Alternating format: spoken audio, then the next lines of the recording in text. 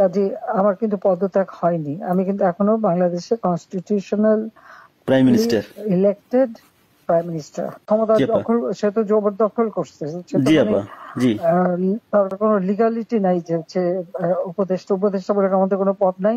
জি আপা যেভাবে সে ক্ষমতা গেছে এটা তো মানে মানুষ খুন করে মেরে একটা সিচুয়েশন তৈরি করে তারপরে তো সে ক্ষমতায় গেল।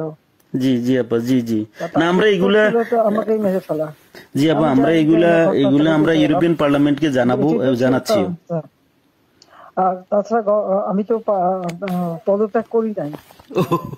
জি আপা আপা সবচেয়ে বড় কথা হচ্ছে যে আমাদের কনস্টিটিউশনের আর্টিকেল 57 অনুযায়ী যেভাবে পদত্যাগ করতে হয়, জি আপা আমার কিন্তু সেভাবে পদত্যাগ করা হয়নি। সে কিন্তু ওই জন্য 6 তারিখে জায়গায় 5 তারিখে নিয়ে আসলো। জি আর 5 তারিখে নিয়ে আসার ফলে আমার পক্ষে তখন এমন ভাবে চারিদিকে লোক ঘেরাও, আমি দেখলাম যে এখন যদি ফায়ার ওপেন করে আমার এখানে সিকিউরিটি, তাহলে শত শত লোকের লাশ পড়বে। জি আপা জি লাশ ফেলে আমি ক্ষমতা থাকতে চাই না। কিন্তু যখন আমার একটা সিচুয়েশন হয়ে গেল যে আমার সিকিউরিটি যাওয়া এগুলো বাধ্য হয়ে তখন আমাকে সরে যেতে হলো গণভবন থেকে, যার ফলে আমার বঙ্গভবনে যে মহামান্য রাষ্ট্রপতির কাছে আমার পদত্যাগপত্র জমা আমি দেইনি। জি আপা কাজে আমার কিন্তু পদত্যাগ হয়নি। আমি কিন্তু এখনো বাংলাদেশে constitutional prime minister elected prime minister. জি আপা আমি আসলে দেশে কাউকে এমনি কিছু পাবলিশ করতে দেয় না, কিন্তু এমনি তো ফেসবুকে বা এসে বেশ কিছু ডকুমেন্ট ওরা নিজেও দিচ্ছে যে কিভাবে মানুষ মারছে। জি জি আপা জি জি আপা আছে জি জি আপা এমন একটা সিচুয়েশন করা হলো, মানুষ মানে যে কটা মার্ডার হয়েছে পুলিশের গুলিতে কিন্তু হয়নি। জি আপা কিলিং ওদের মুভমেন্টের ভিতরে কিলিং এজেন্ট ছিল। জি আপা এবং ওরা যে বুলেটটা ব্যবহার করছে সেটা ওদের অ্যাডভাইজার শাফাত সাহেব আর্মির লোক। জি আপা তিনি নিজেই বলছেন যে এই বুলেট তো পুলিশের কাছে থাকে না। জি আপা তার মানে সাধারণ লোকের কাছে এই আর্ম ছিল। আর ওই বুলেট আমাদের ওটা কার কাছে আছে কেউ, এবং আজ পর্যন্ত এই বুলেট সম্পর্কে কোনো তদন্ত নেই, বা এই রাইফেল কে ব্যবহার করছে কোনো তদন্ত নেই। এমনকি কিছু লোক পুরুষ মানুষ বোরখা পরা, জি পুরুষ মানুষ বোরখা পরে যেমন ইন্ডাস্ট্রিতে আগুন দেওয়া থেকে শুরু করে এবং আমি যখন রুগীদের দেখতে গেলাম, আমি প্রত্যেকটা রুগীকে দেখতে গেছি, আমি প্রত্যেক খাবার দেওয়া তখন মারা গেছে সব ফ্যামিলিকে আমি 10 লাখ করে টাকা 50,000 টাকা করে দিয়ে তাদেরকে করছি, এবং এনকোয়ারি করার জন্য আমি আমার কমিশনকে আরো বড় করে দিলাম, 3 সদস্য বিশিষ্ট জুডিশিয়াল কমিশন করে দিলাম কমিটি। জি আপা যাও সেগুলো তো করতে দেওয়া হয়নি।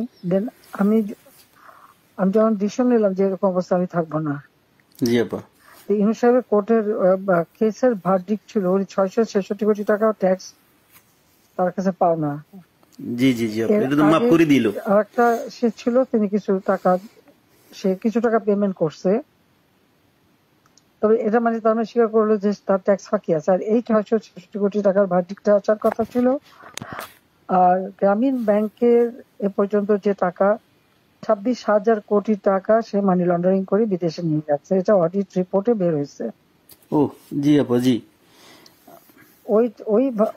ওই ভার্ডিক্ট গুলি মানে ওটার উপরে তার বিরুদ্ধে কেস। সে কিন্তু ওই জন্য 6 তারিখে জায়গায় 5 তারিখে নিয়ে আসলো। জি আর 5 তারিখে নিয়ে আসার ফলে আমার পক্ষে তখন এমন ভাবে চারিদিকে লোক ঘেরাও, আমি দেখলাম যে এখন যদি ফায়ার ওপেন করে আমার এখানে সিকিউরিটি, তাহলে শত শত লোকের লাশ পড়বে। জি আপা জি লাশ ফেলে আমি ক্ষমতা থাকতে চাই না। কিন্তু যখন আমার একটা সিচুয়েশন হয়ে গেল যে আমার সিকিউরিটি যাওয়া এগুলো বাধ্য হয়ে তখন আমাকে সরে যেতে হলো গণভবন থেকে, যার ফলে আমার বঙ্গভবনে যে মহামান্য রাষ্ট্রপতির কাছে আমার পদত্যাগপত্র জমা আমি দেইনি।